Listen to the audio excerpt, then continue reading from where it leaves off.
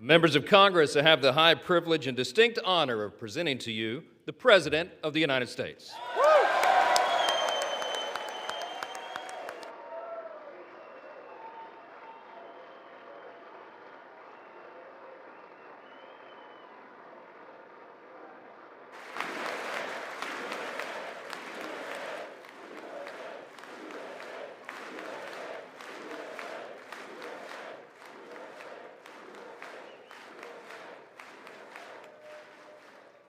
Well, thank you very much, everybody. It's really an honor.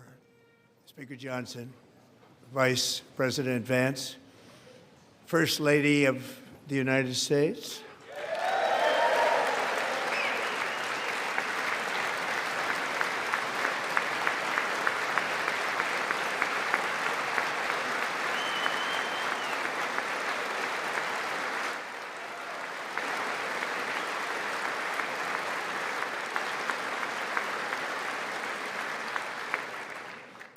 Second Lady of the United States,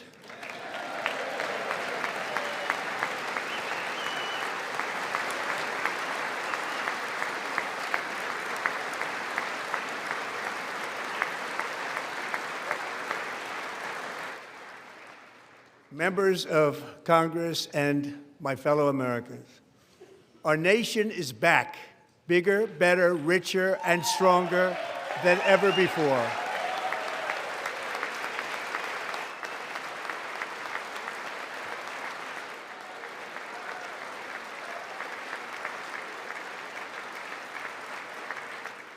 Less than 5 months from now, our country will celebrate an epic milestone in American history, the 250th anniversary of our glorious American independence. This July 4th, we will mark 2.5 centuries of liberty and triumph, progress and freedom in the most incredible and exceptional nation ever to exist on the face of the earth. And you've seen nothing yet. We're going to do better and better and better. This is the golden age of America.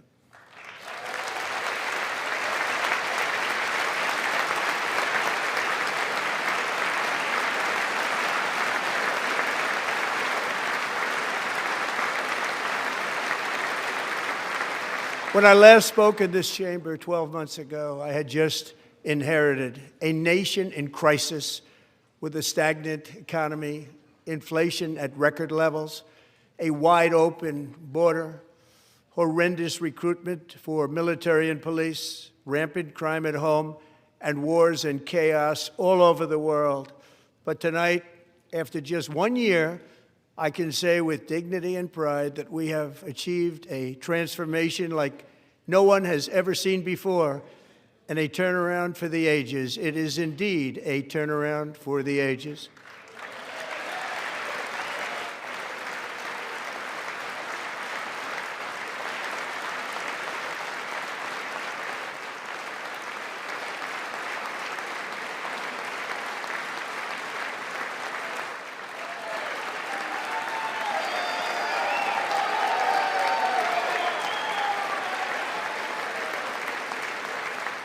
And we will never go back to where we were just a very short time ago. We're not going back. Today, our border is secure.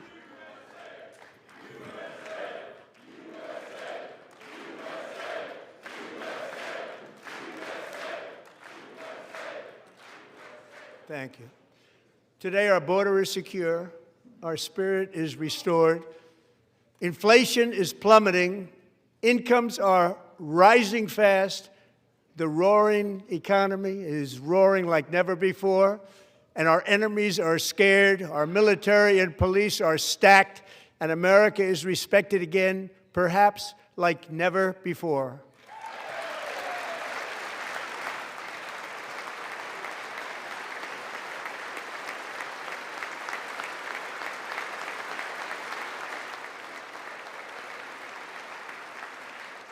After 4 years, in which millions and millions of illegal aliens poured across our borders, totally unvetted and unchecked, we now have the strongest and most secure border in American history by far.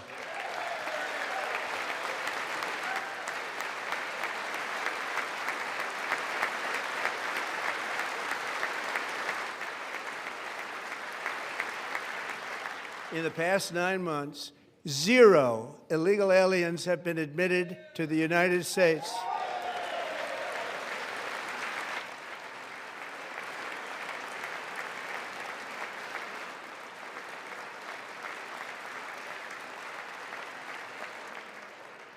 But we will always allow people to come in legally, people that will love our country and will work hard to maintain our country.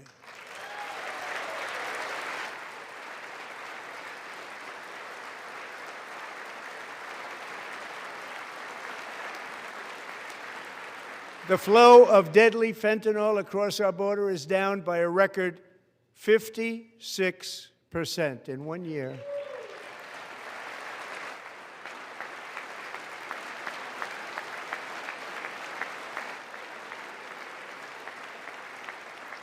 And last year, the murder rate saw its single largest decline in recorded history. This is the biggest decline, think of it, in recorded history, the lowest number in over 125 years, year 1900. In fact, substantially before my wonderful father, I had a wonderful father, Fred, before he was born, substantially before he was born.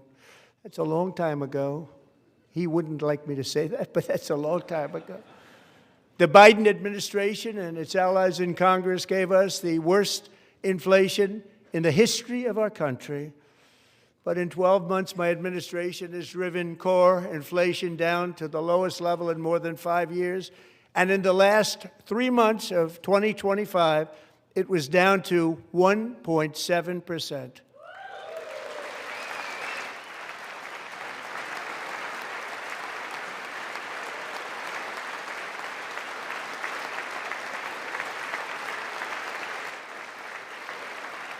Gasoline, which reached a peak of over $6 a gallon in some states under my predecessor, it was quite honestly a disaster, is now below $2.30 a gallon in most states, and in some places, $1.99 a gallon. And when I visited the great state of Iowa just a few weeks ago, I even saw $1.85 a gallon for gasoline.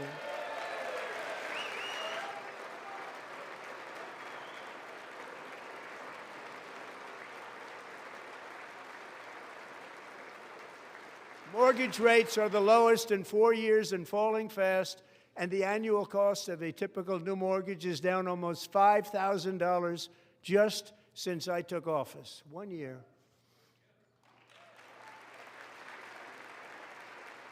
And low interest rates will solve the Biden-created housing problem while at the same time protecting the values of those people who already own a house that really feel rich for the first time in their lives. We want to protect those values. We want to keep those values up. We're going to do both.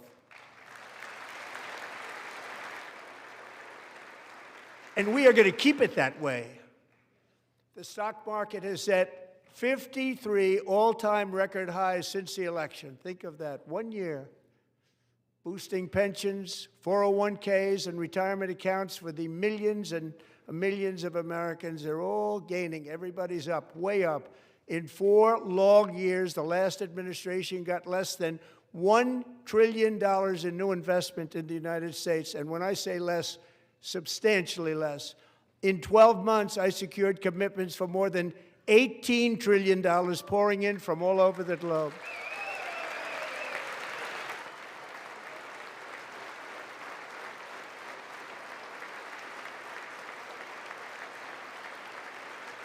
Think of it, much less than $1 trillion for 4 years versus much more than $18 trillion for 1 year. What a difference a president makes. A short time ago, we were a dead country. Now we are the hottest country anywhere in the world, the hottest.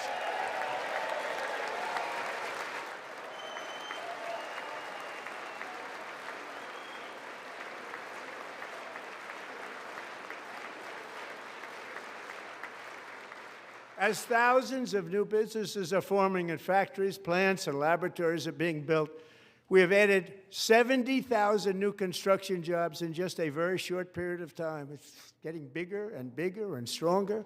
Nobody can believe what they're watching. American oil production is up by more than 600,000 barrels a day, and we just received from our new friend and partner, Venezuela, more than 80 million barrels of oil.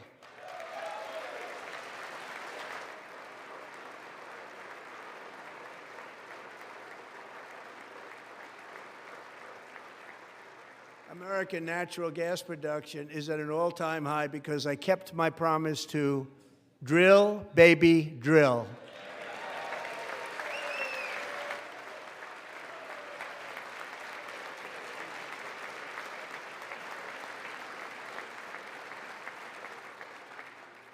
More Americans are working today than at any time in the history of our country. Think about that. Any time in the history of our country, more working today. And 100% of all jobs created under my administration have been in the private sector.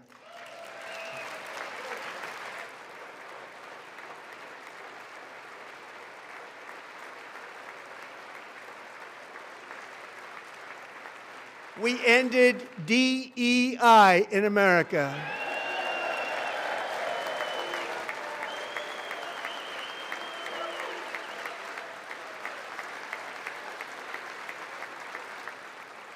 We cut a record number of job-killing regulations, and in 1 year we have lifted 2.4 million Americans, a record, off of food stamps.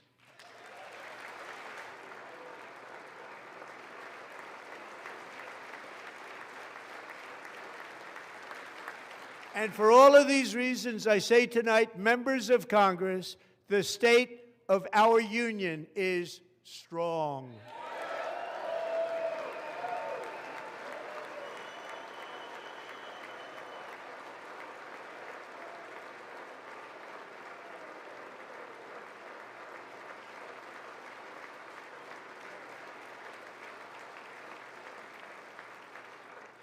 Our country is winning again. In fact, we're winning so much that we really don't know what to do about it.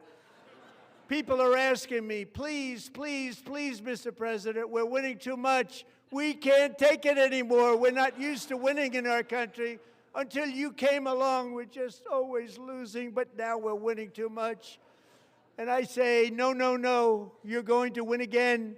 You're going to win big. You're going to win bigger than ever. And to prove that point, here with us tonight is a group of winners who just made the entire nation proud. The men's gold medal Olympic hockey team. Come on in.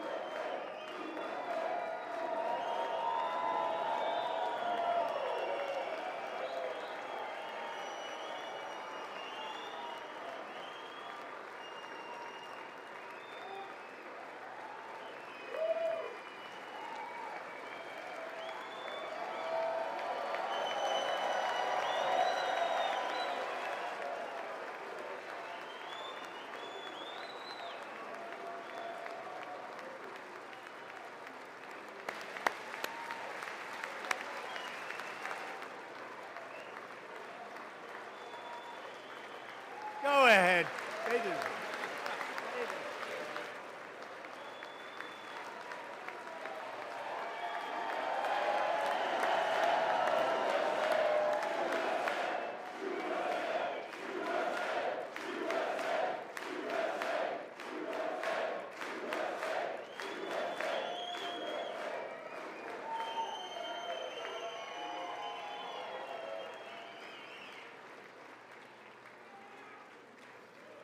That's the first time I've ever seen them get up. And actually, not all of them did get up. But they beat a fantastic Canadian team in overtime, as everybody saw, as did the American women who will soon be coming to the White House.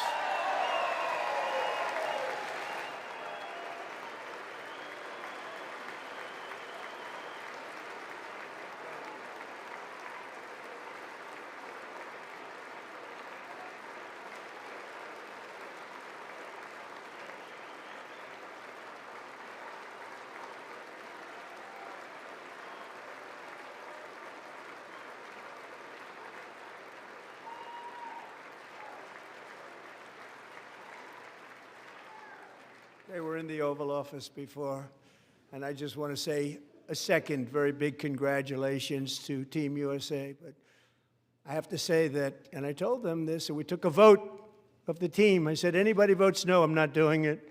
So they stood there, and they weren't about to say no, because I've never seen a goaltender play as well as goalie Connor Hellebuck.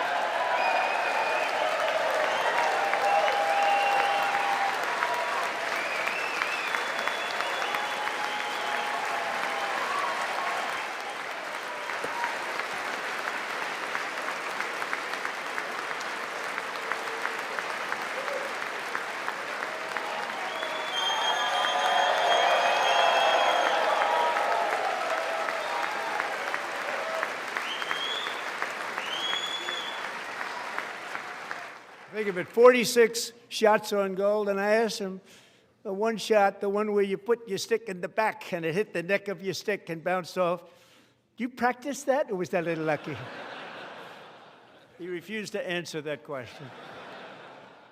But I just want to tell you that the members of this great hockey squad will be very happy to hear, based on their vote and my vote, and in this case my vote was more important, that I will soon be presenting Connor with our highest civilian honor, which we will be given and which has been given to many athletes over the years. But when I say many, not too many, like 12, it's called the highest civilian honor in our country, the Presidential Medal of Freedom.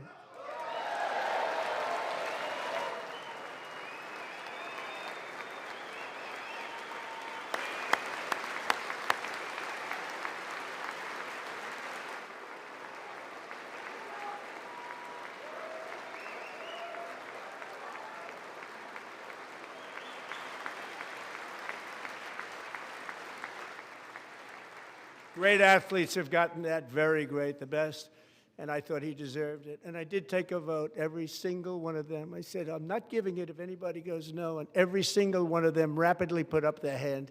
So I want to thank you all. What a special job you did. What special champions you are. Thank you very much.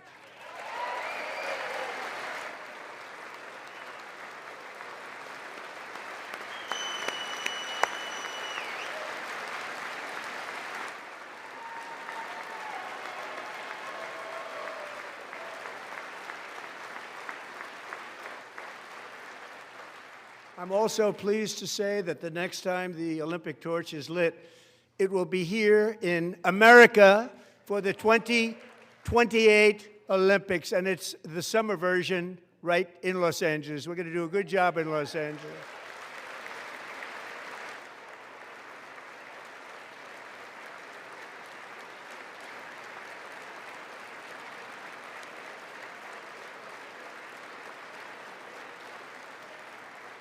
And Los Angeles is going to be safe, just like Washington, D.C. is now one of the safest cities in the country.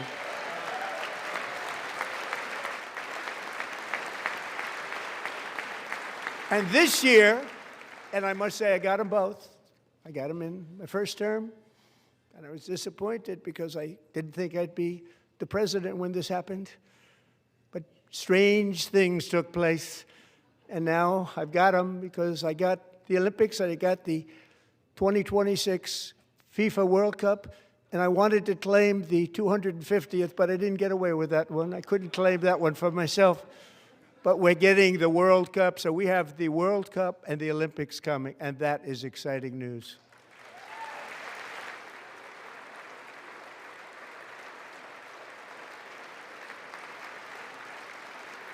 So this will be a year to celebrate our country and the heroes who have kept it free. Men like Buddy Taggart.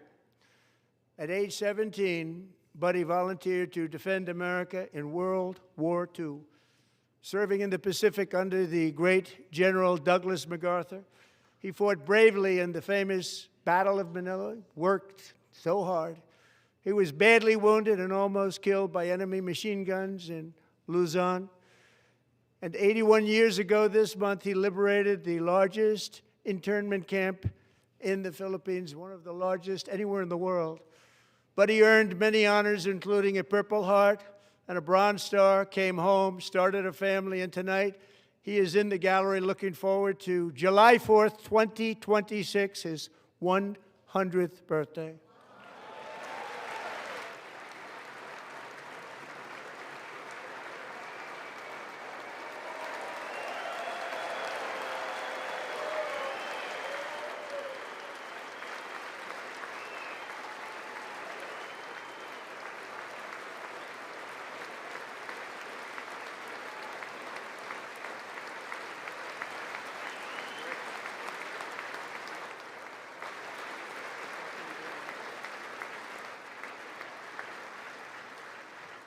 So, buddy, you're a brave man, and we salute you. Even in times of challenge, setback, and immense heartache, the spirit of 1776 has always shone through very brightly. It was July 4th of last year when floodwaters tore through a girls' summer camp in Central Texas, one of the worst things I've ever seen. I was there, rising 26 feet in the matter of minutes, tragically claiming many, many lives. You all remember that one. As the waters threatened to sweep her away, 11-year-old Millie Kate McClelland closed her eyes and prayed to God. She thought she was going to die. Those prayers were answered when Coast Guard rescue swimmer Scott Ruskin descended from a helicopter above. Nobody knew where he came from. It was Scott's first ever rescue mission, a young guy, but very brave, very, very top, always top in his class. And he lifted not just Millie Kate, but 164 others to safety.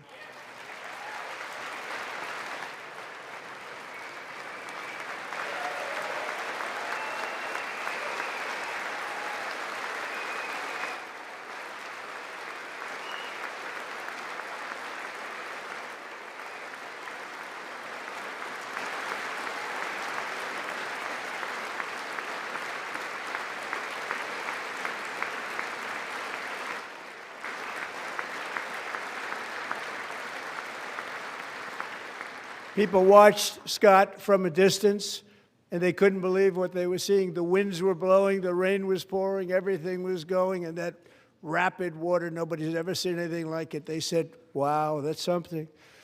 Tonight, Scott and Millie Kate are here together, reunited for the very first time. Thank you, Scott, Millie Kate.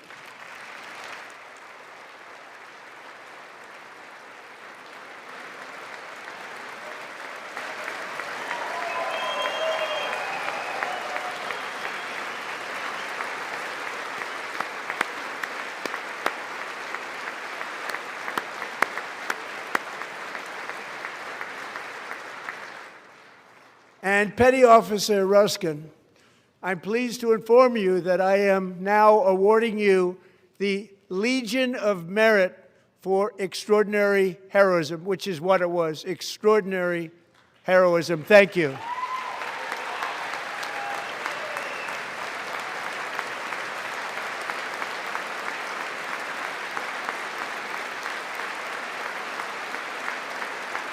And I'd like to have the military aide to please come down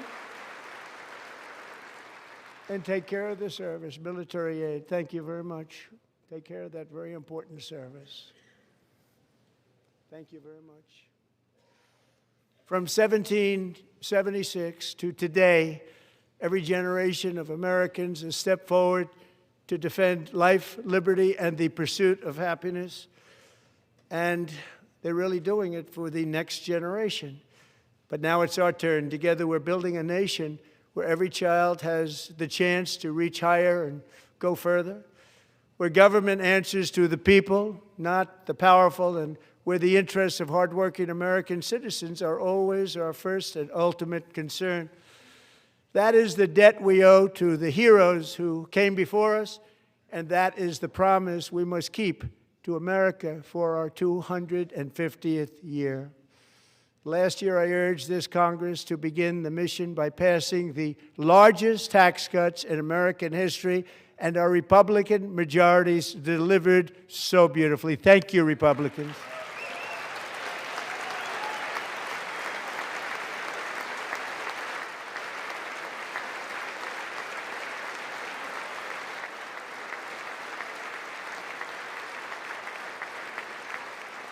All Democrats, every single one of them, voted against these really important and very necessary massive tax cuts.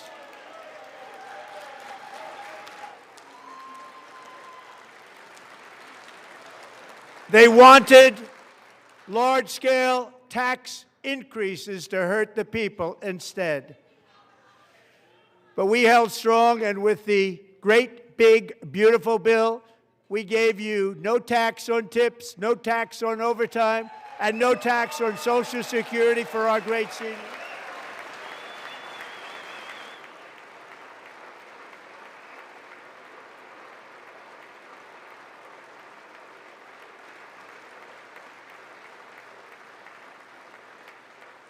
And we also made interest on auto loans tax deductible the first time, but only if the car is made in America.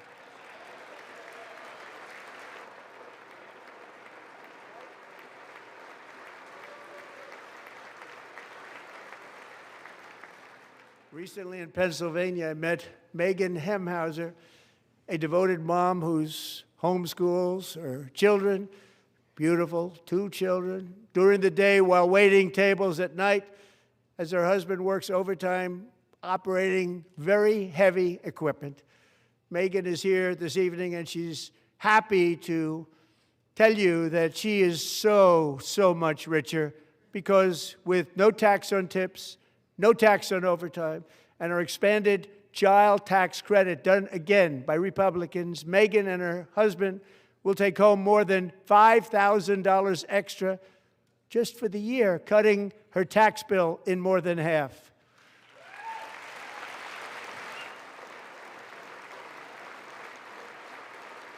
Megan, please stand up. We're fighting for you, Megan.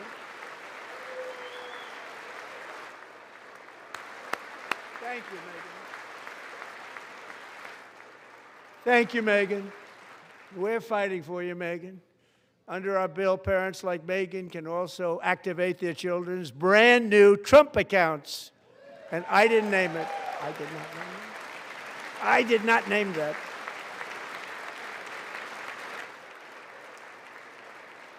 Nobody believes me, but I did not name it. It was named by a very tall man sitting right there in the third row.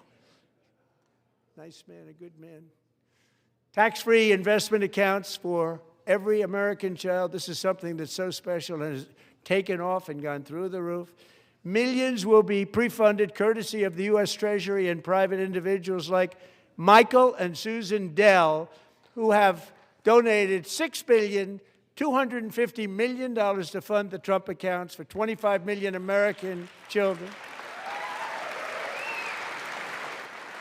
They're great people.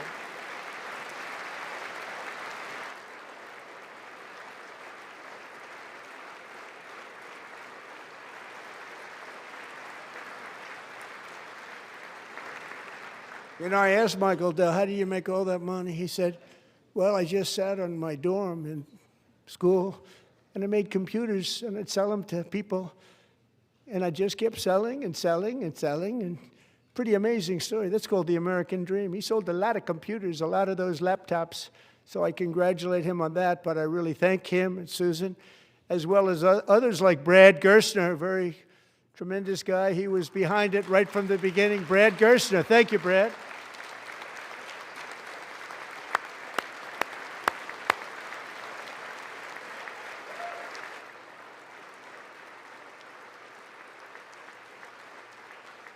So with modest additional contributions, these young people's accounts could grow to over $100,000 or more by the time they turn 18. Think of it. How much money is that for somebody that started with nothing? Over $100,000, could be much more than that. To make this investment in our children's future, go to trumpaccounts.gov, trumpaccounts.gov. And a lot of people are doing it. It's setting every record in the book. It's popular. They knew what it was going to take. I'm so proud of them. I'm so proud of the people that got it started. And now it's just taken off. One of the primary reasons for our country's stunning economic turnaround, the biggest in history, where the Dow Jones broke 50,000 4 years ahead of schedule, and the S&P hit 7,000, where it wasn't supposed to do it for many years were tariffs. I used these tariffs, took in hundreds of billions of dollars to make great deals for our country, both economically and on a national security basis. Everything was working well. Countries that were ripping us off for decades are now paying us hundreds of billions of dollars. They were ripping us so badly, you all know that. Everybody knows it. Even the Democrats know it. They just don't want to say it. And yet these countries are now happy, and so are we. We made deals. The deals are all done. And they're happy. They're not making money like they used to, but we're making a lot of money. There was no inflation, tremendous growth, and the big story was how Donald Trump called the economy correctly, and 22 Nobel Prize winners in economics didn't. They got it totally wrong. They got it really wrong. And then just 4 days ago, an unfortunate ruling from the United States Supreme Court. It just came down. It came down. Very unfortunate ruling. But the good news is that almost all countries and corporations want to keep the deal that they already made, right, Scott? Knowing that the legal power that I, as president, have to make a new deal could be far worse for them, and therefore they will continue to work along the same successful path that we had negotiated before the Supreme Court's unfortunate involvement. So despite the disappointing ruling, these powerful, country-saving, it's saving our country, the kind of money we're taking in, peace-protecting. Many of the wars I settled was because of the threat of tariffs. I wouldn't have been able to settle them without. Will remain in place under fully approved and tested alternative legal statutes. And they have been tested for a long time. They're a little more complex, but they're actually probably better, leading to a solution that will be even stronger than before. Congressional action will not be necessary. It's already time-tested and approved. And as time goes by, I believe the tariffs paid for by foreign countries will, like in the past, substantially replace the modern-day system of income tax, taking a great financial burden off the people that I love.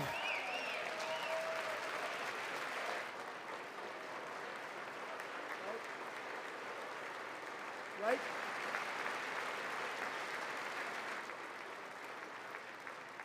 Moving forward, factories, jobs, investment, and trillions of dollars will continue pouring into the United States of America because we finally have a president who puts America first. I put America first. I love America.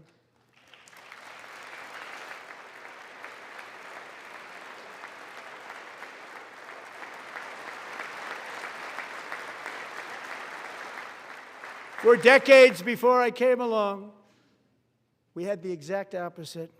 From trade to healthcare, from energy to immigration, everything was stolen and rigged in order to drain the wealth out of the productive, hardworking people who make our country great, who make our country run. Under Biden and his corrupt partners in Congress and beyond, it reached a breaking point with the Green New scam, open borders for everyone. They poured in by the millions and millions from prisons, from mental institutions. They were murderers, 11,888 murders. They came into our country. You allowed that to happen.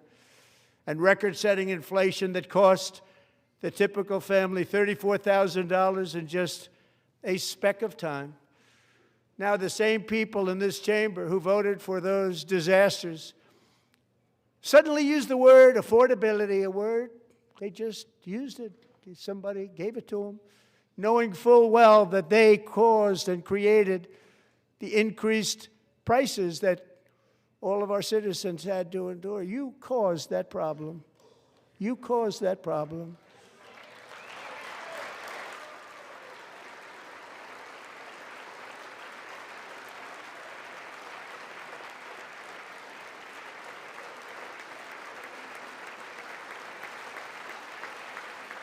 They knew their statements were a lie. They knew it. They knew their statements were a dirty, rotten lie. Their policies created the high prices Our policies are rapidly ending them. We are doing really well. Those prices are plummeting downward.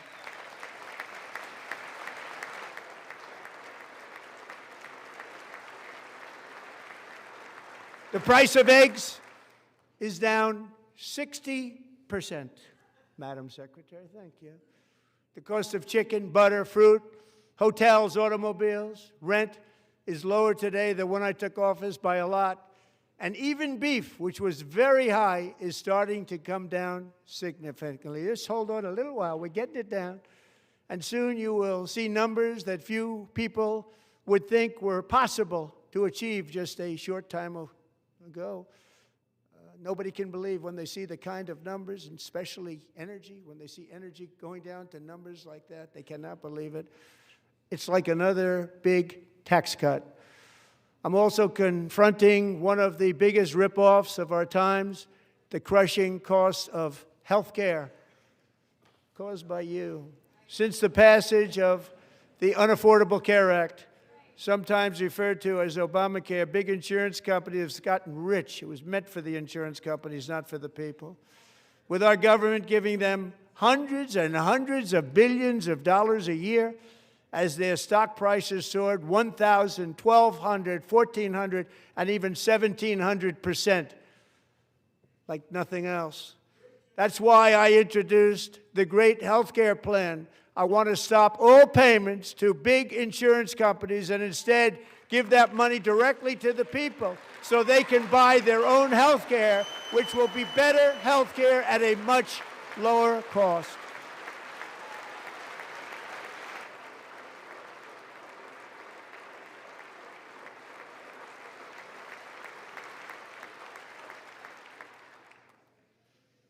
In addition, my plan requires maximum price transparency. That's a big deal.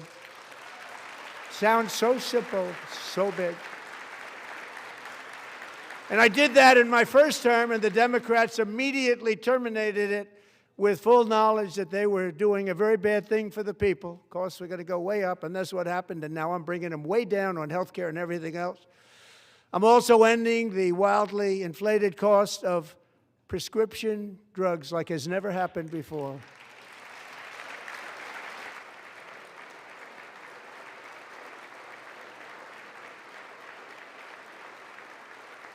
Other presidents tried to do it, but they never could. They tried. Most didn't try, actually. But they tried. They said they tried. They couldn't do it. They didn't even come close. They were all talk and no action, but I got it done. Under my just enacted most favored nation agreements, Americans who have for decades paid by far the highest prices of any nation anywhere in the world for prescription drugs will now pay the lowest price anywhere in the world for drugs. Anywhere, the lowest price.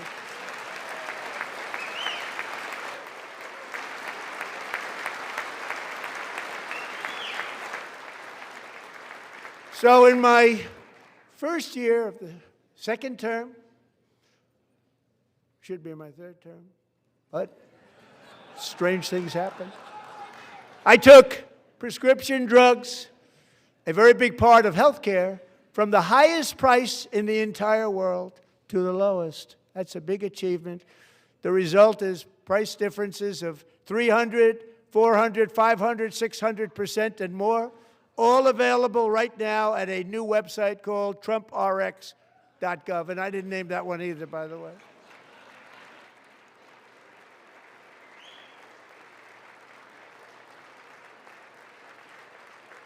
And here tonight is the very first customer ever to get that big discount, and it is big, Catherine Rayner.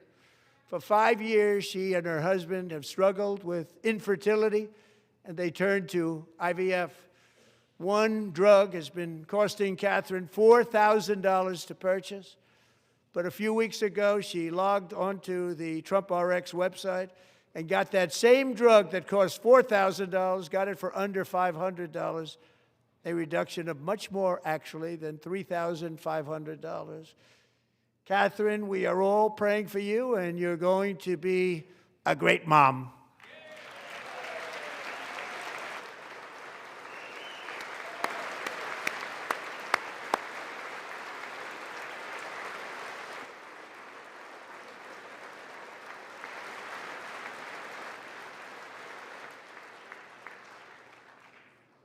So now I'm calling on Congress to codify my most favored nation program into law. Now, the one thing, I'm not sure it matters because it's going to be very hard for somebody that comes along after me to say, let's raise drug prices by 700 or 800%. But John and Mike, if you don't mind, codify it anyway. They may do it. Codify it anyway. Thank you. Many Americans are also concerned that energy demand from AI data centers could unfairly drive up their electric utility bills. Tonight, I'm pleased to announce that I have negotiated the new Ratepayer Protection Pledge. You know what that is? We're telling the major tech companies that they have the obligation to provide for their own power needs. They can build their own power plants as part of their factory so that no one's prices will go up. And in many cases, prices of electricity will go down for the community and very substantially down. This is a unique strategy never used in this country before. We have an old grid. It could never handle the kind of numbers, the amount of electricity that's needed. So I'm telling them they can build their own plant. They're going to produce their own electricity. It will ensure the company's ability to get electricity while at the same time lowering prices of electricity for you, and could be very substantial for all of you cities and towns. You're going to see some good things happen over the next number of years. Another pillar of the American dream that has been under attack is home ownership. With us tonight is Rachel Wiggins, a mom of two from Houston.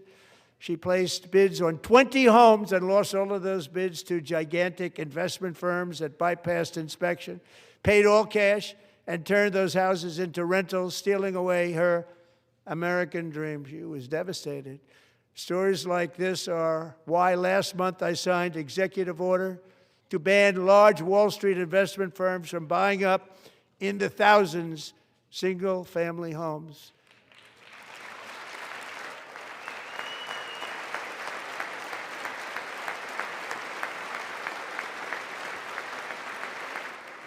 And now I'm asking Congress to make that ban permanent, because homes for people, really, that's what we want. We want homes for people, not for corporations. Corporations are doing just fine. Rachel, thank you very much. Good luck with your home. You'll get one soon.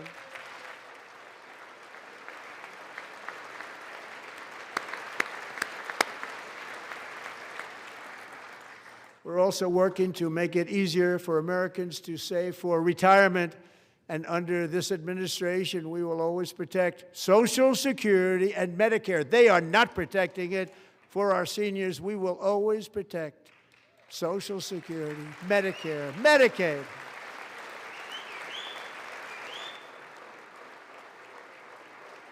Since I took office, the typical 401k balance is up by at least $30,000. That's a lot of money. We have millions and millions of people, because the stock market has done so well, setting all those records. Your 401ks are way up. Yet half of all of working Americans still do not have access to a retirement plan with matching contributions from an employer. To remedy this gross disparity, I'm announcing that next year my administration will give these often forgotten American workers, great people, the people that built our country, access to the same type of retirement plan offered to every federal worker. We will match your contribution with up to $1,000 each year.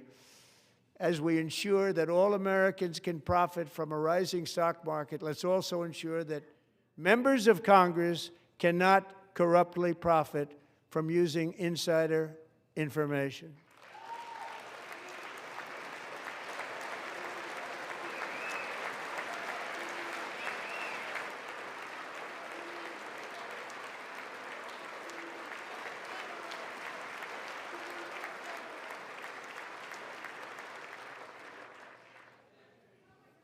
They stood up for that. I can't believe it.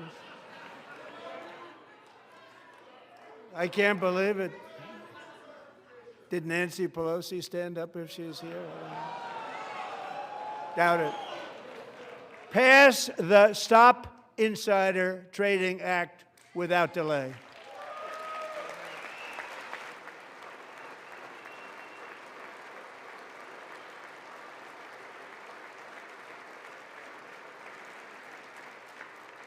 I wasn't sure if anybody even on this side was going to applaud for that. I'm very impressed. Thank you. I'm very impressed. But when it comes to the corruption that is plundering, it's plundering America.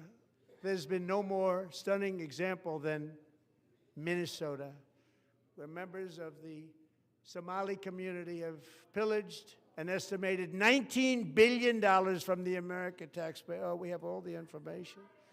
And in actuality, the number is much higher than that. And California, Massachusetts, Maine, and many other states are even worse. This is the kind of corruption that shreds the fabric of a nation, and we are working on it like you wouldn't believe. So tonight, although started 4 months ago, I am officially announcing the war on fraud to be led by our great Vice President, J.D. Vance.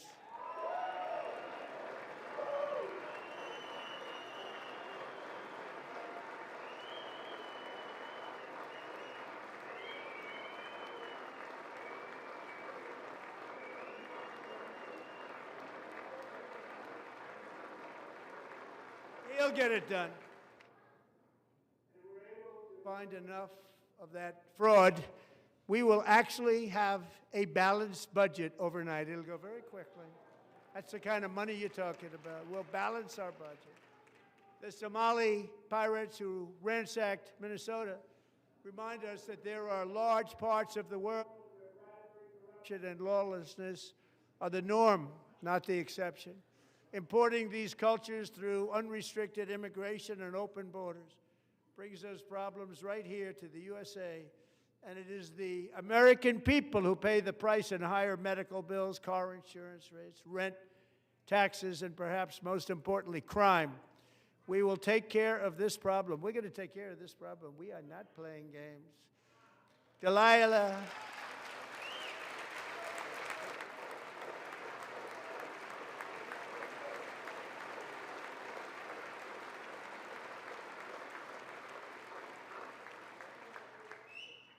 Delilah Coleman was only 5 years old in June 2024 when a 18-wheel tractor trailer plowed into her stopped car traveling at 60 miles an hour or more.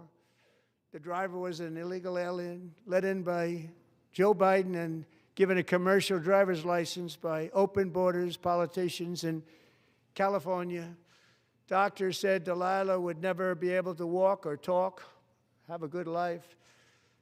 She wouldn't even be able to eat again. But against all odds, she is now in the first grade learning to walk.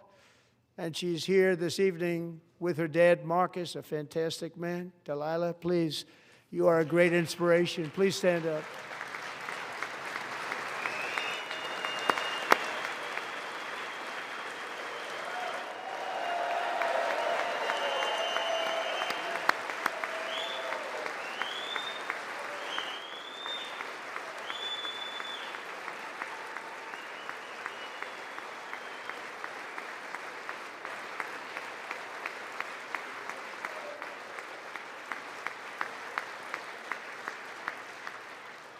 Thank you, Delilah.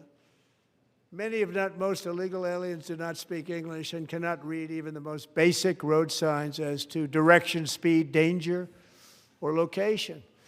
That's why tonight I'm calling on Congress to pass what we will call the Delilah Law, barring any state from granting commercial driver's licenses to illegal aliens.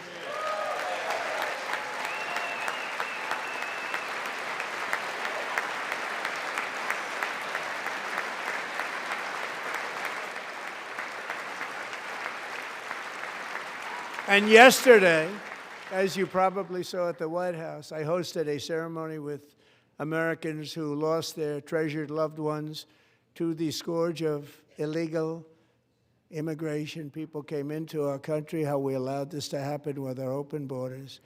These are the angel moms and families that for decades our government betrayed and our media totally ignored. It was terrible. Hard to believe, actually. In 2023, a 16-year-old high school cheerleader named Elizabeth Medina was supposed to perform in her town's Christmas parade, but she never arrived. Her mother, Jacqueline, went home to look for her, and she found her lying dead in a bathtub, bleeding profusely after being stabbed 25 times. Lizbeth's killer was a previously arrested illegal alien who had broken in and brutally extinguished the brightest light in her family's life, violently and viciously. Her heartbroken mother is in the gallery to remind everyone in this chamber exactly why we are deporting illegal alien criminals to our country at record numbers, and we're getting them the hell out of here fast. We don't want them.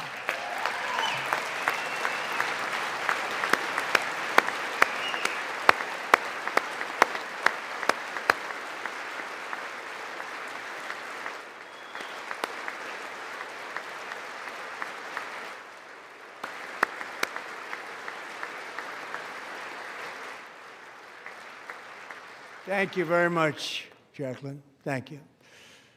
We can never forget that many in this room not only allowed the border invasion to happen before I got involved, but indeed they would do it all over again if they ever had the chance. If they ever got elected, they would open up those borders to some of the worst criminals anywhere in the world. The only thing standing between Americans and a wide open border right now is President Donald J. Trump and our great Republican patriots in Congress. Thank you. Thank you.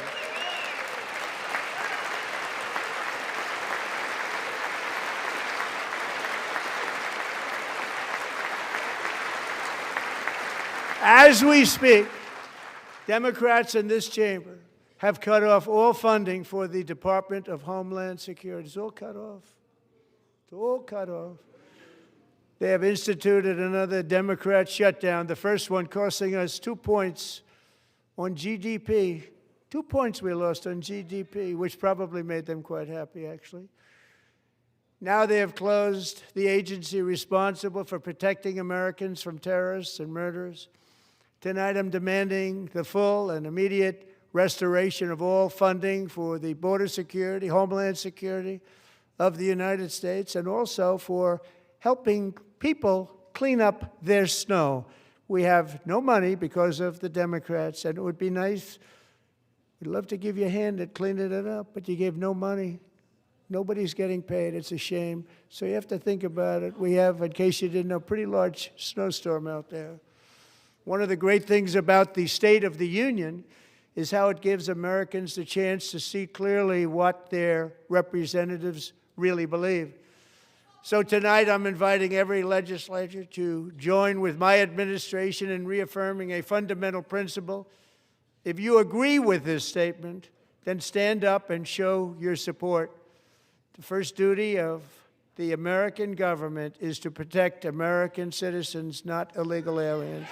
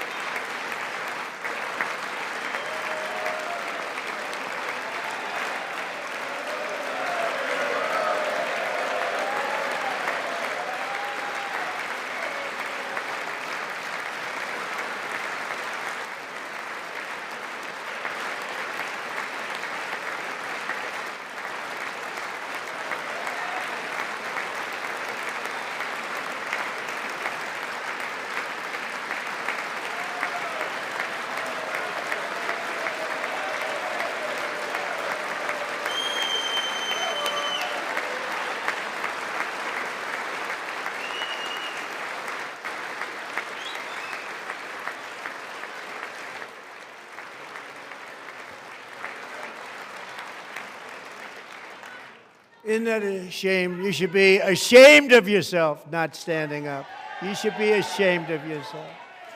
That is why I'm also asking you to end deadly sanctuary cities that protect the criminals and enact serious penalties for public officials who block the removal of criminal aliens.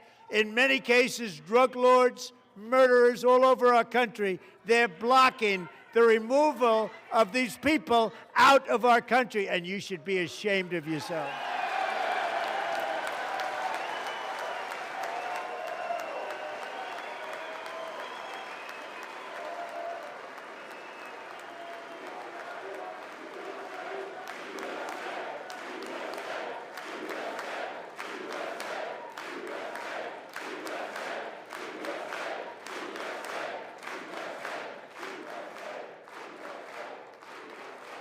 And perhaps most importantly, I'm asking you to approve the Save America Act.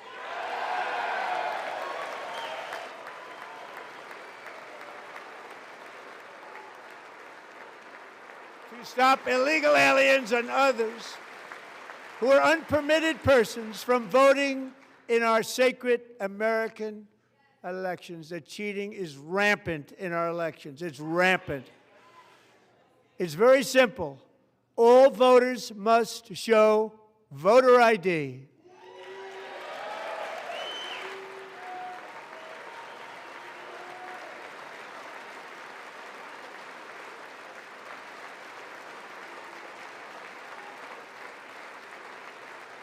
All voters must show proof of citizenship in order to vote.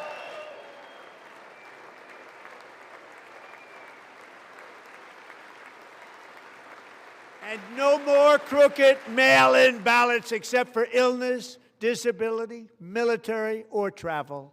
None. And this should be an easy one. And by the way, it's polling at 89%, including Democrats. 89%.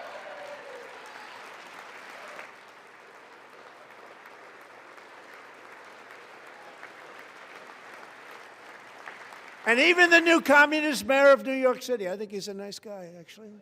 Speak to him a lot. Bad policy, but nice guy. Just said they want people to shovel snow. They got hit hard. Wants them to shovel snow, but if you apply for that job, you need to show 2 original forms of ID and a Social Security card. Yet they don't want identification for the greatest privilege of them all, voting in America. No, it's no good. No good. Both Republicans and Democrats overwhelmingly agree on the policy that we just enunciated. And Congress should unite and enact this common sense, country-saving legislation right now, and it should be before anything else happens.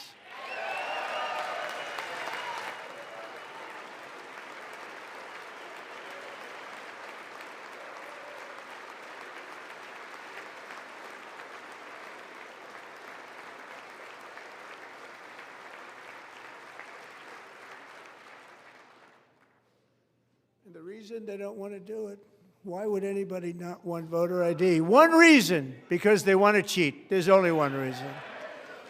They make up all excuses. They say it's racist. They come up with things you almost say, what imagination they have. They want to cheat. They have cheated. And their policy is so bad that the only way they can get elected is to cheat. And we're going to stop it. We have to stop it, John.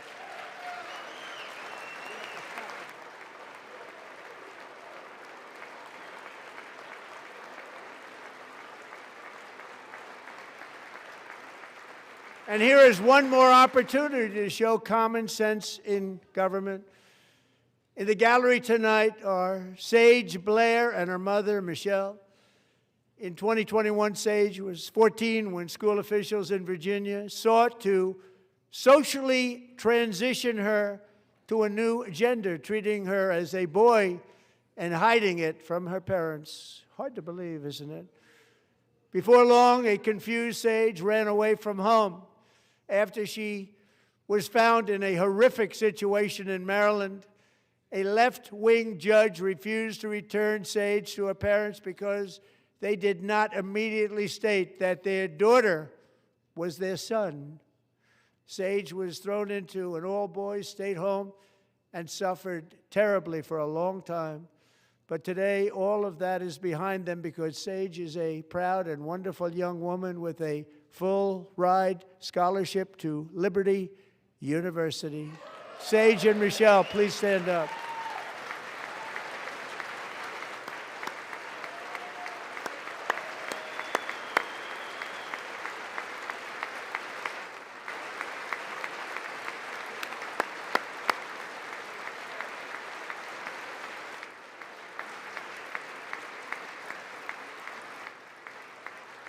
And thank you for your great bravery. And who can believe that we're even speaking about things like this? 15 years ago, if somebody was up here and said that, they'd say, what's wrong with him?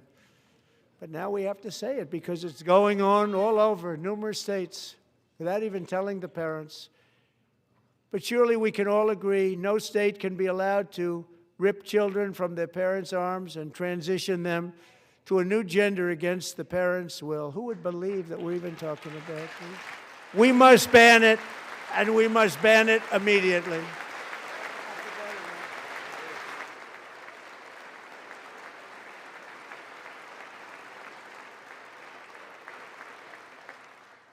Look, nobody stands up. These people are crazy, I'm telling you.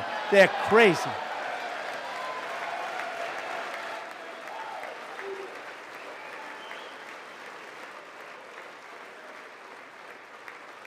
Amazing, incredible.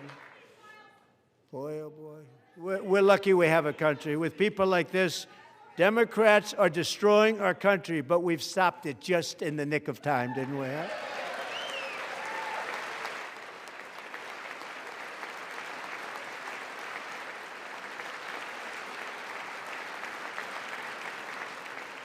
No one cares more about protecting America's youth than our wonderful First Lady, now a movie star. She's a movie star. Can you believe it? Who would have believed that?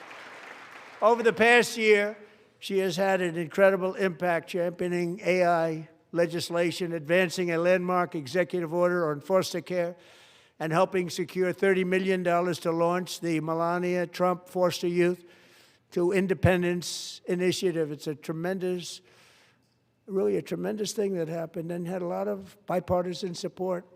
She gets much better bipartisan support than I do. I get none. She gets a lot.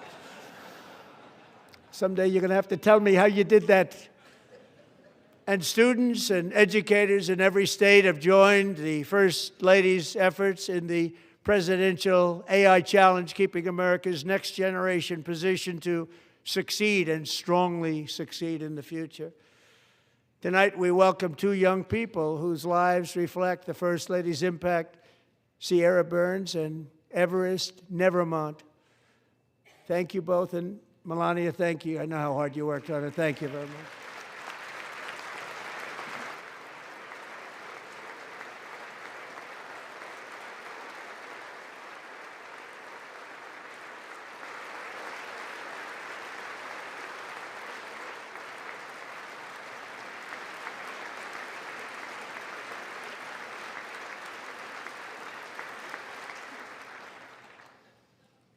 I'm very proud to say that during my time in office, both the first 4 years and in particular this last year, there has been a tremendous renewal in religion, faith, Christianity, and belief in God.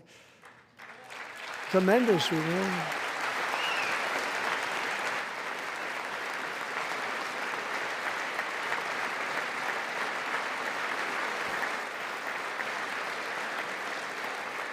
This is especially true among young people, and a big part of that had to do with my great friend, Charlie Kirk, a great guy, great man.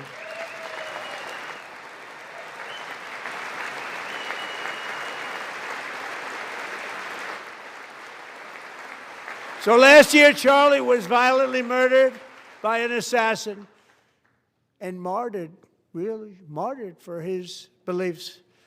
His wonderful wife, Erica, is with us tonight. Erica, please stand.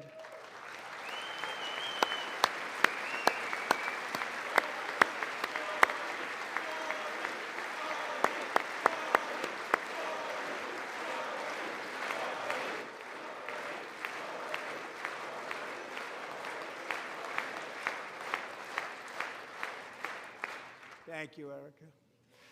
Been through a lot. In Charlie's memory, we must all come together to reaffirm that America is one nation under God, and we must totally reject political violence of any kind.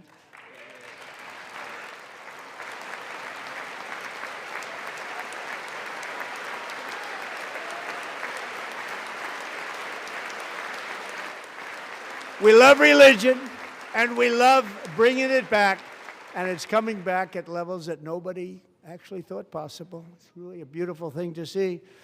Above all, unleashing America's promise requires keeping our communities safe. We have made incredible strides, yet dangerous repeat offenders continue to be released by pro-crime Democrat politicians again and again. We are honored to be joined tonight by a woman who's been through hell, Anya Zarutska.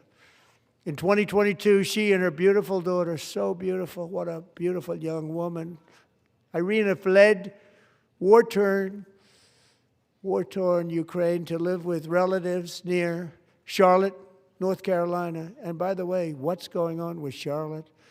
Last summer, 23-year-old Irina was riding home on the train when a deranged monster who had been arrested over a dozen times and was released through no cash bail, stood up and viciously slashed a knife through her neck and body. No one will ever forget there were people on that train. No one will ever forget the expression of terror on Irina's face as she looked up at her attacker in the last seconds of her life. She died instantly. She had escaped a brutal war only to be slain by a hardened criminal, set free to kill in America, came in through open borders. Mrs. Zarutska, tonight I promise you we will ensure justice for your magnificent daughter, Irina.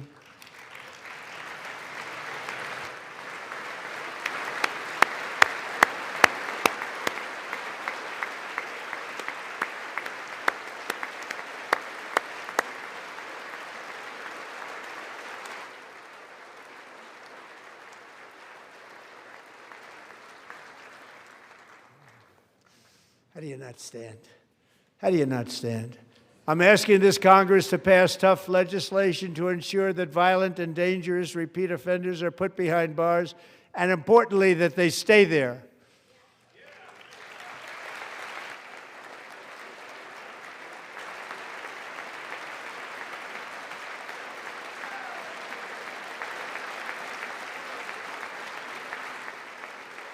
Starting last summer, I deployed our National Guard and federal law enforcement to restore law and order to our most dangerous cities, including Memphis, Tennessee, big success, New Orleans, Louisiana, big success, and our nation's capital itself, Washington, D.C., where we have almost no crime anymore in Washington, D.C. How did that happen?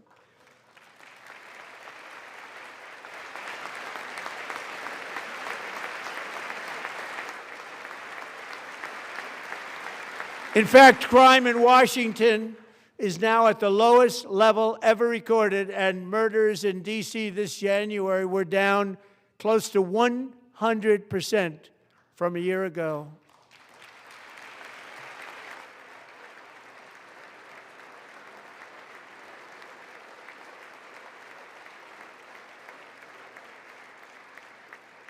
They don't like to hear that.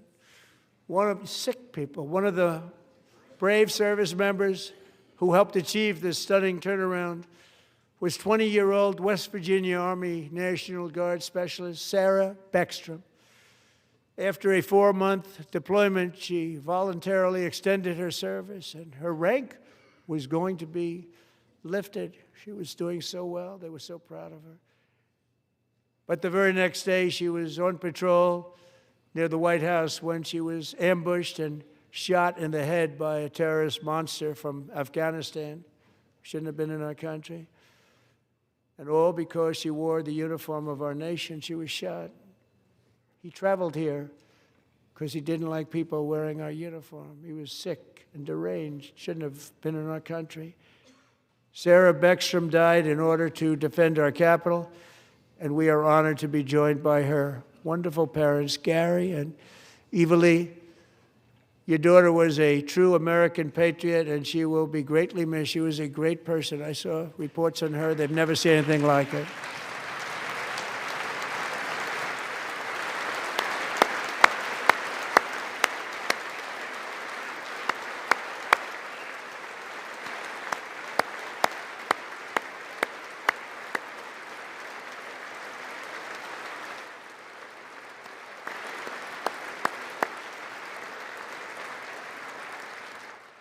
So sorry. Thank you very much.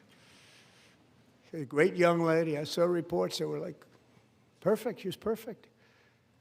Serving alongside Sarah that day was Staff Sergeant Andrew Wolf.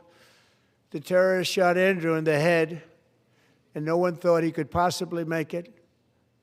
The two of them, Sarah and Andrew, both shot violently in the head. Neither was expected to make it. They weren't even given a chance, except his wonderful mother, named Melody, who I spoke to the same night, and she was so positive. The doctors thought that Andrew was gone, but his mother said, no, Mr. President, Andrew will be fine. He's going to make it. I've never seen anything like it. I mean, he was given almost no chance. She said, I have no doubt, sir, he's going to be okay. This was a conversation that I had with her that night, with her son laying helplessly in bed, blood all over. Everybody is praying, she said, sir, he will be okay. The doctors didn't understand what she was saying, and after looking at the results of the damage done, neither did I. She was so strong and conclusive that even Andrew's great father felt she didn't really understand the gravity of the situation. But she turned out to be right. Right, Melody? She turned out to be right.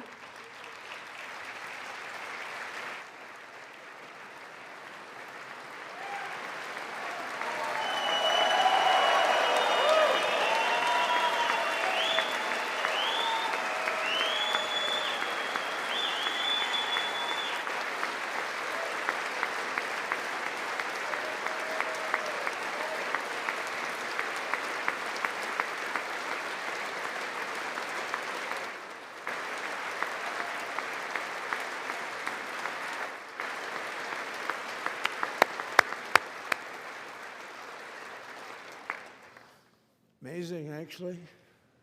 I said, where does this woman come from? She's the most positive person I've ever met. With God's help, Andrew has battled back from the edge of death, and we're talking about the edge of death, on his way to a miraculous recovery. He's got a little work to do, but he's doing great. Nice to see you. He's a good-looking guy. Nice to see you. Thanks, Andrew. Thank you very much.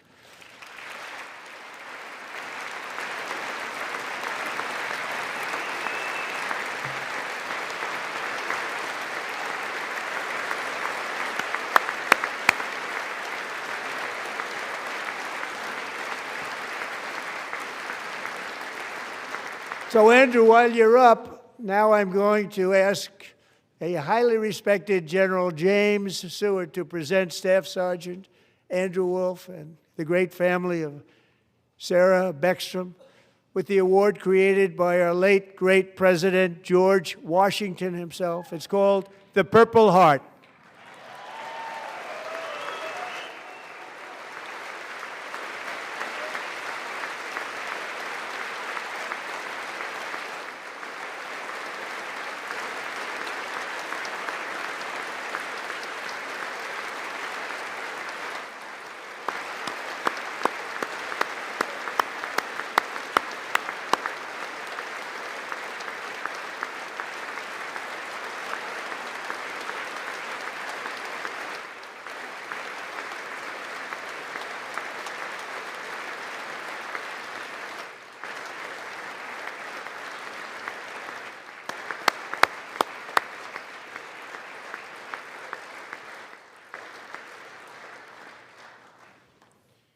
We love you all. Love you. We're proudly restoring safety for Americans at home, and we are also restoring security for Americans abroad.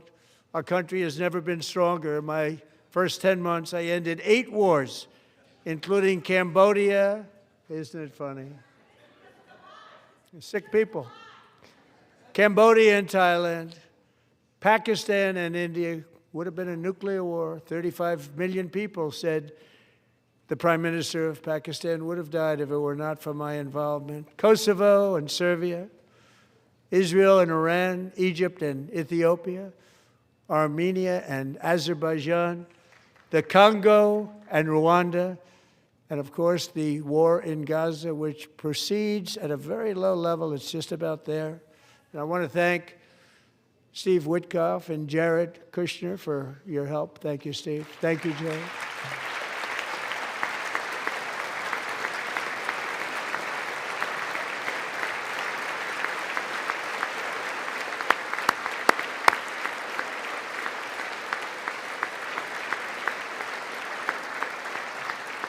And I also want to thank the man they report to, Secretary of State Marco Rubio. Thank you, Marco.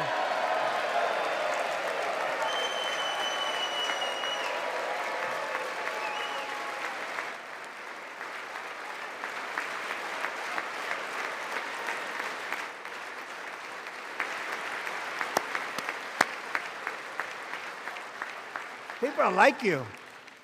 You know, Marco got 100% of the votes when he was in confirmation. I think our next one was about 54%. And some of the Democrats are now saying, I can't believe we approved that guy. And he said it's an honor that they feel that way, right, Marco? You have done a great job, great Secretary of State. I think he'll go down as the best ever.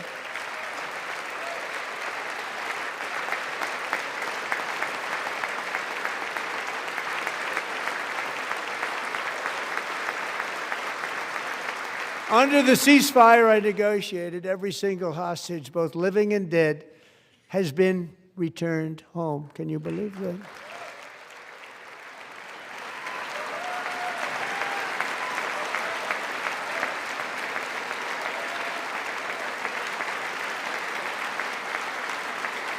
Nobody thought it was possible.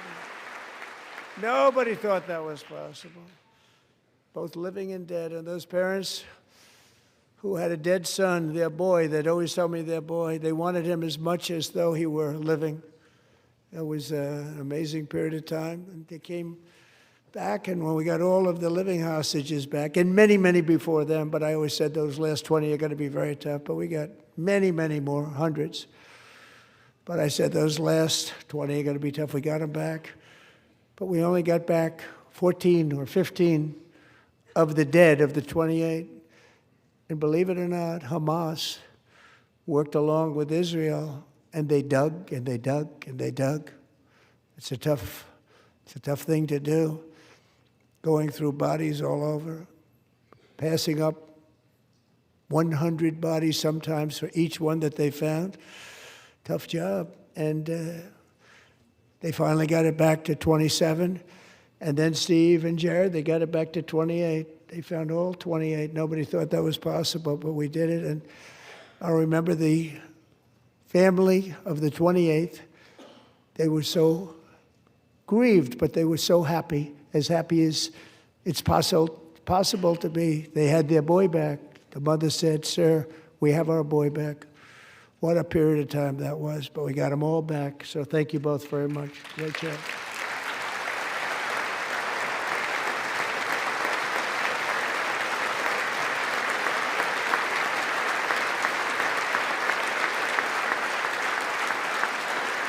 And we're working very hard to end the 9th war, the killing and slaughter between Russia and Ukraine, where 25,000 soldiers are dying each and every month. Think of that, 25,000 soldiers are dying a month. A war which would have never happened if I were president, would have never happened. As president, I will make peace wherever I can, but I will never hesitate to confront threats to America wherever we must. That's why in a breakthrough operation last June, the United States military obliterated Iran's nuclear weapons program with an attack on Iranian soil known as Operation Midnight Hammer.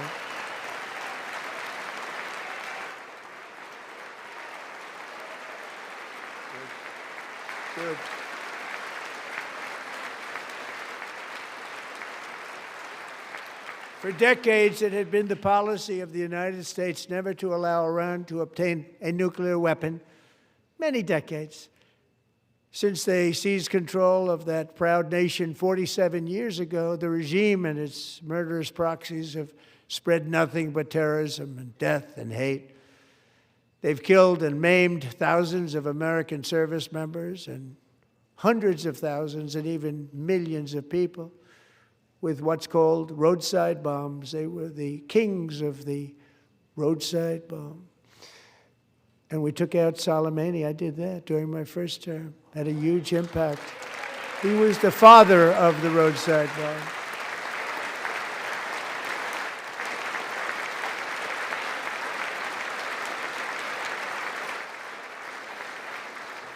And just over the last couple of months with the protests, they've killed at least, it looks like, 32,000 protesters. 32,000 protesters in their own country. They shot them and hung them. We stopped them from hanging a lot of them with the threat of serious violence. But this is some terrible people. They've already developed missiles that can threaten Europe and our bases overseas, and they're working to build missiles that will soon reach the United States of America. After Midnight Hammer, they were warned to make no future attempts to rebuild their weapons program, and in particular, nuclear weapons. Yet they continue. They're starting it all over. We wiped it out, and they want to start all over again, and are at this moment again pursuing their sinister ambitions. We are in negotiations with them. They want to make a deal, but we haven't heard those secret words. We will never have a nuclear weapon. My preference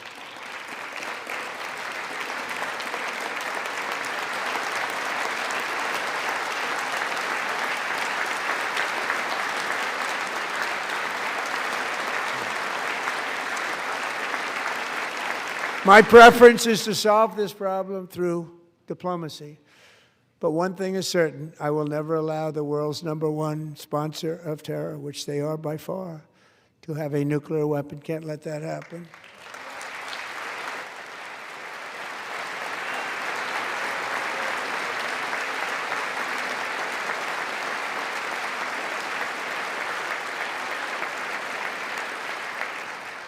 And no nation should ever doubt America's resolve.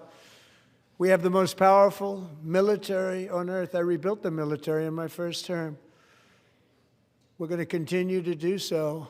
Also, we just approved a $1 trillion budget. We have no choice. We have to be strong, because hopefully we will seldom have to use this great power that we built together.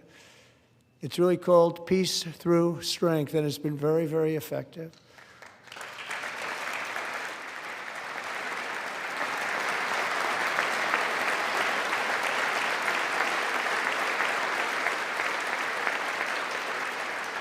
So thanks to Republicans in Congress who are investing that record number of dollars, have no choice, in the United States Armed Forces. Also creating a lot of jobs, but we're not even doing it for that reason. Because as I said, we have more jobs, more people working today than ever before in the history of our country. And NATO countries are friends and allies. They are. They're our friends and they're our allies. Have just agreed, at my very strong request, to pay 5% of GDP for military defense rather than the 2%, which they weren't paying. We were paying for almost all of NATO. Now they're paying 5 as opposed to not paying 2.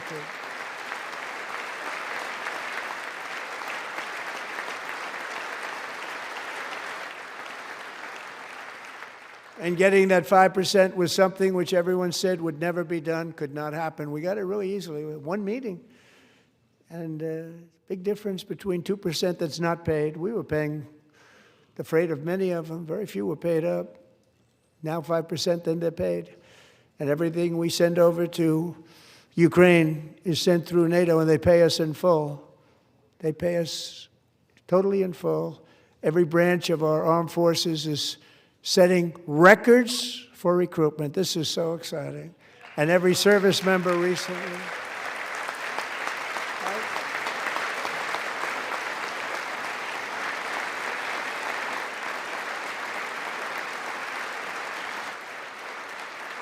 And every service member recently received a warrior dividend of $1,776.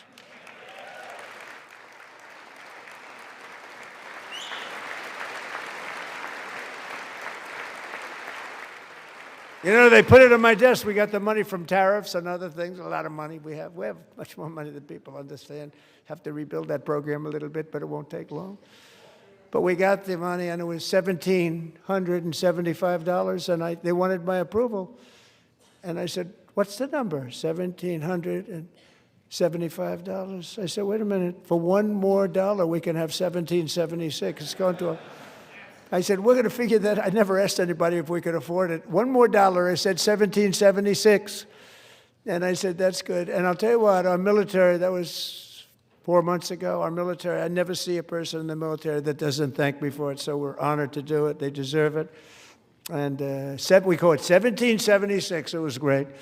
And we love our military. We love our law enforcement. We love our firemen. You know, the firemen don't get mentioned enough. We love our firemen. We're also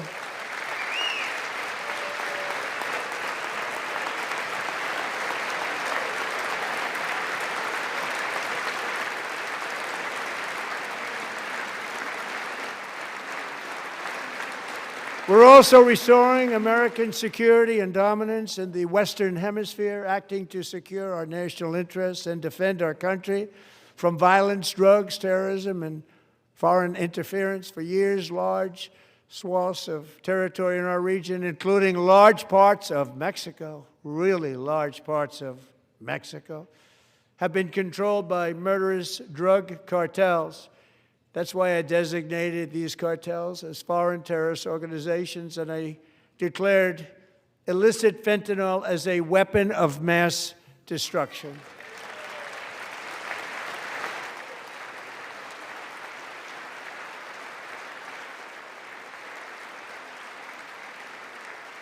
And with our new military campaign, we have stopped record amounts of drugs coming into our country and virtually stopped it completely coming in by water or sea. You probably noticed that. We very seriously damaged their fishing industry also. Nobody wants to go fishing anymore. We've also taken down one of the most sinister cartel kingpins of all. You saw that yesterday. In January,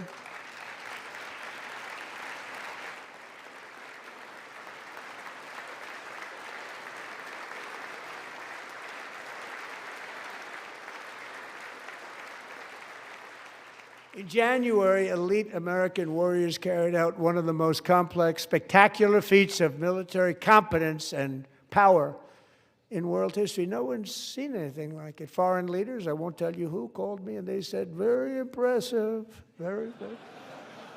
They couldn't believe, they all watched, they saw what happened.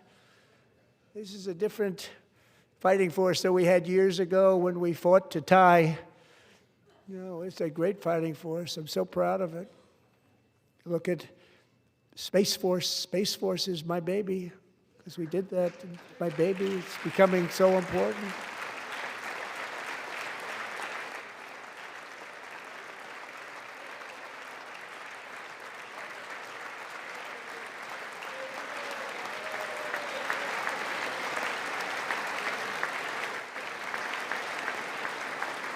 And America's armed forces overwhelmed all defenses and utterly defeated an enemy, good fighters, to end the reign of outlaw dictator Nicolas Maduro and bring him to face American justice.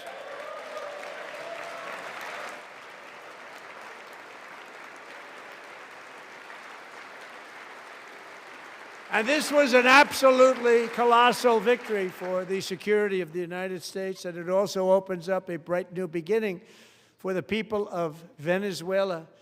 We're working closely with the new president of Venezuela, Delcy Rodriguez, to unleash extraordinary economic gains for both of our countries and to bring new hope to those who have suffered so terribly.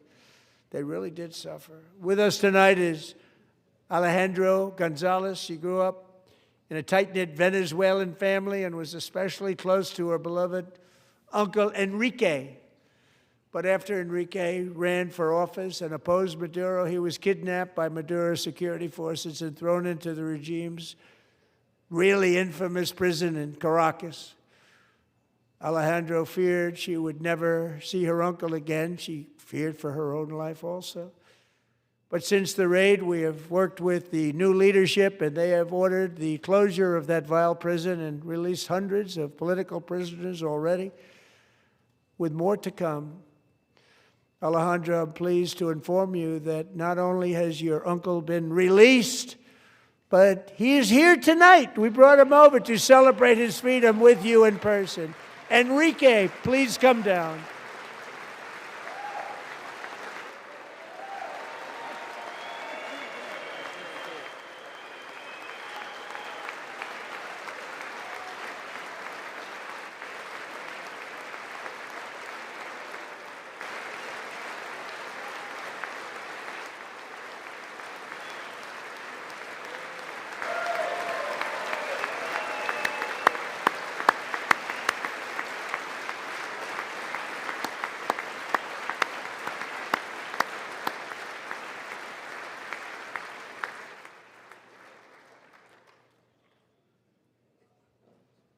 Thank you, Enrique. Have a good time. Nice to have you back, Enrique. There were many heroes on that January raid to capture Maduro, really great heroes. It was very dangerous. They knew we were coming. They were all set. But the deeds of one warrior that night will live forever in the eternal chronicles of military valor. Chief Warrant Officer 5, Eric Slover, planned the mission and was the flight lead in the cockpit of the first helicopter, a big, beautiful, powerful helicopter. It was a massive Chinook carrying, as you can imagine, many, many American warfighters. Wearing the dog tags, his wife Amy had blessed with holy water before he left. She knew it was going to be a rough one. Eric steered the Chinook under the cover of night and descended swiftly upon Maduro's heavily protected military fortress. This was a major military installation, protected by thousands of soldiers and guarded by Russian and Chinese military technology. How did that work out? Not too good. While preparing to land, enemy machine guns fired from every angle, and Eric was hit very badly in the leg and hip, one bullet after another. He absorbed 4 agonizing shots, shredding his leg into numerous pieces.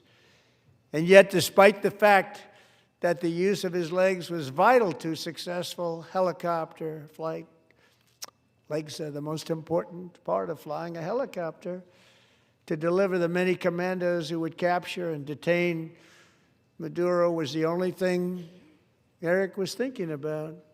Then, even as he was gushing blood, which was flowing back down the aisle, helicopter lands at a steep angle.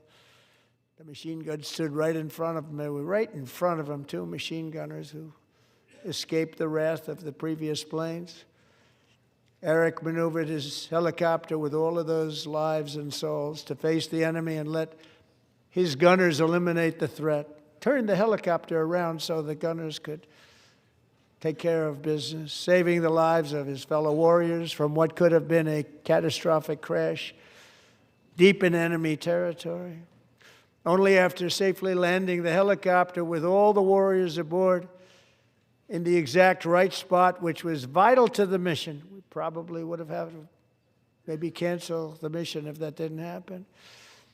Eric told his co-pilot, also wounded, but not as gravely, to take over. I'm about ready to pass out. The success of the entire mission and the lives of his fellow warriors hinge on Eric's ability to take the searing pain. It was unbelievable what's happened to his legs of the bullets and keep on flying and landing, and people knew what was happening. Everybody in the back of the helicopter knew because they saw the blood pouring down the aisle. Chief Warrant Officer Slover is still recovering from his serious wounds, but I'm thrilled to say that he is here tonight with his wife, Amy. Eric and Amy, come on in.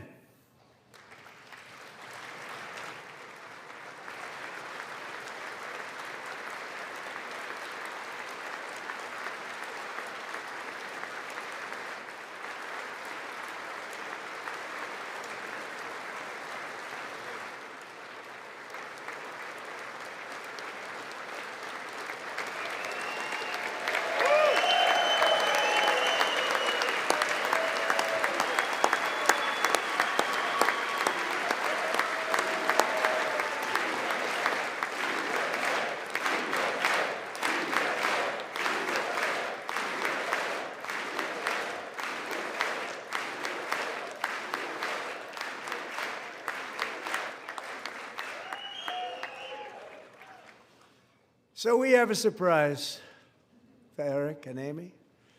In recognition of Eric's actions above and beyond the call of duty, I would now like to ask General Jonathan Braga to present Chief Warrant Officer Slover with our nation's highest military award, the Congressional Medal of Honor.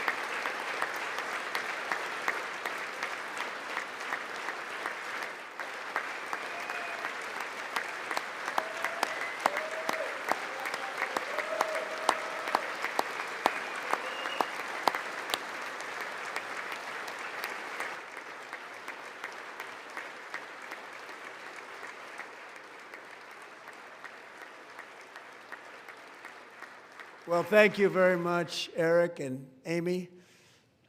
Great to get to know you. I met with them and with a lot of their fellow warriors at Fort Bragg recently. You notice the name Fort Bragg, we have it back, we brought it back. We won the First World War with it, the Second World War with it, and then they decided to change the name. So we changed it back. Everybody wanted to change back too. And 10 of Eric's fellow warriors from that incredible night of victory will also be receiving medals at a private ceremony that will soon be held at the White House, and Eric will be there. Thank you.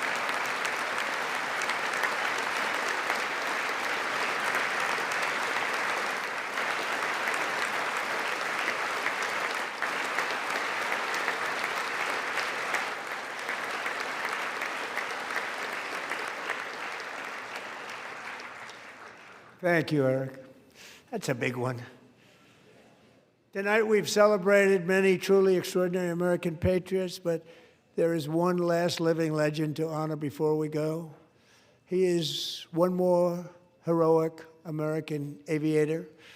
Navy fighter pilot Royce Williams served in World War II, Korea, Vietnam, flying more than 220 missions. In the skies over Korea in 1952, Royce was in the dogfight of a lifetime, legendary dogfight. Flying through blizzard conditions, his squadron was ambushed by 7 Soviet fighter planes. It was his first aerial combat of the war, and despite being massively outnumbered and outgunned, Royce led the takedown of 4 enemy jets and almost destroyed the others, vanquishing his adversaries while taking 263 bullets to his own plane and being seriously hurt. His story was secret for over 50 years. He didn't even want to tell his wife, but the legend grew and grew. But tonight, at 100 years old, this brave Navy captain is finally getting the recognition he deserves. He was a legend long before this evening. Royce, please stand up, and I will ask the First Lady of the United States to present Captain Royce Williams with his Congressional Medal of Honor.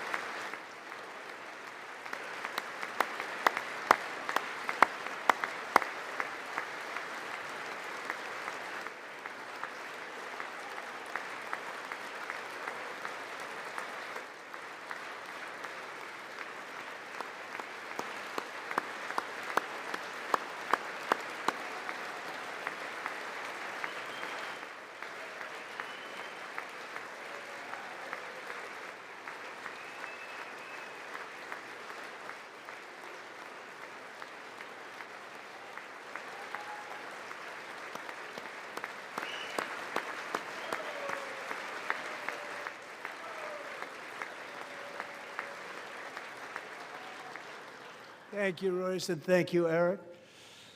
I've always wanted the Congressional Medal of Honor, but I was informed I'm not allowed to give it to myself, and I wouldn't know why I'd be taking it, but if they ever open up that law, I will be there with you someday. But you know, that's our highest honor, Congressional Medal of Honor, and that's a big thing, and it's an honor to be in the same room with you. Thank you both very much, Eric. Thank you.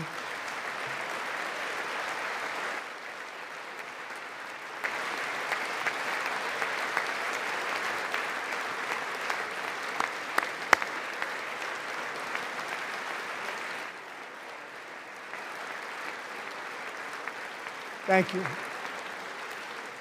250 years is a long time in the life of a nation, but in another sense, it's really a mere moment in the eye of history. Two of the gentlemen we met in the gallery this evening took their first breaths 1 century ago, 100 years before that, on July 4th, 1826, the author of the Declaration of Independence, brilliant, Thomas Jefferson, drew his last breath. Just a single long human lifespan separates the giants who declared and won our independence from the heroes who stand among us tonight. Everything our nation has done, everything we have achieved, has been the work of those few great lifetimes. In those brief chapters, Americans built this nation from 13 humble colonies into the pinnacle of human civilization and human freedom, the strongest, wealthiest, most powerful, most successful nation in all of history. Americans ventured out across the daunting and dangerous continent. We carved paths through an unforgiving wilderness, settled a boundless frontier, and tamed the beautiful but very, very dangerous Wild West. From empty marshes and wide open plains, we raised up the world's greatest cities. Together, we mastered the world's mightiest industries and shattered history's monstrous tyrannies. And we liberated millions from the chains of fascism, communism, oppression, and terror. Americans lifted humanity into the skies on the wings of aluminum and steel. And then we launched mankind into the stars on rockets powered by sheer American will and unyielding American pride. We wired the globe with our ingenuity. We captivated the planet with American culture. And now we are pioneering the next great American breakthroughs that will change the entire world. All of this and so much more is the enduring legacy, unmatched glory of the hardworking patriots who built and defended this country and who still carry the hopes and freedoms on all of humanity's backs. For years they were forgotten, betrayed, and cast aside. But that great betrayal is over, and they will never be forgotten again. Because when the world needs courage, daring, vision, and inspiration, it is still turning to America. And when God needs a nation to work his miracles, he knows exactly who to ask. There is no challenge Americans cannot overcome, no frontier too vast for us to conquer, no dream too bold for us to chase, no horizon too distant for us to claim. For our destiny is written by the hand of providence, and these first 250 years were just the beginning.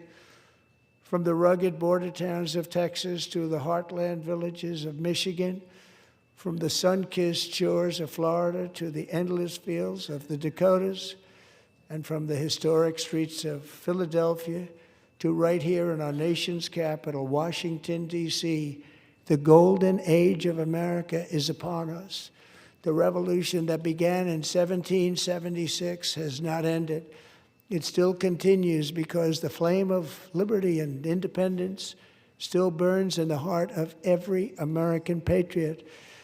And our future will be bigger, better, brighter, bolder, and more glorious than ever before.